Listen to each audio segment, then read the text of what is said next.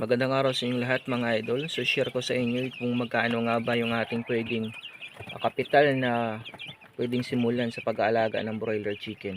Ito na idol, mga broiler chicken natin. So ika day 4 nila ngayon at mga broiler chicken. Pakita ko muna sa inyo. So yung kapital mga idol na pwede natin simulan dito sa pag-aalaga ng mga broiler chicken ay syempre magsimula muna tayo sa mga konti lang, no, na mga bilang ng mga siso. Ilang pieces nga ba yung ating pwedeng simulan ng idol? Depende sa inyo, may 50, okay, may 25.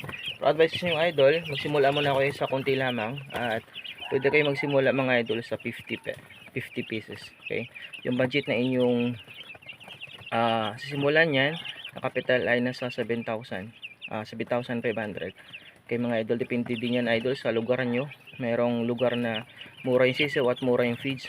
Pwede kayo makakalis ng capital doon sa 50 pesos order. Okay idol, so yung sa 50 pesos na yun idol, yung feeds na mga ubos doon ay Integra 1,000 na nasa 30 kg at saka Integra 2,000 mga idol na nasa 100 kilograms. Okay, so meron ding pag maganda yung alaga nyo idol at saka 28 days pa lang magharvest na kayo, pwede kayong mag-ubos ng 2 sako lamang, lahat-lahat na yun.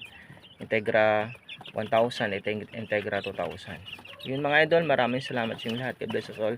Happy farming. Kung gusto nyo magsimula sa pagmamanukan ay hanap muna kayo idol ng mga siso na pwedeng bilhan dyan sa inyong palengke. Dapat yung mga siso nyo idol ay cubs na katulad ng ganyan, at para mabilis natin lumaki ating mga siso, no?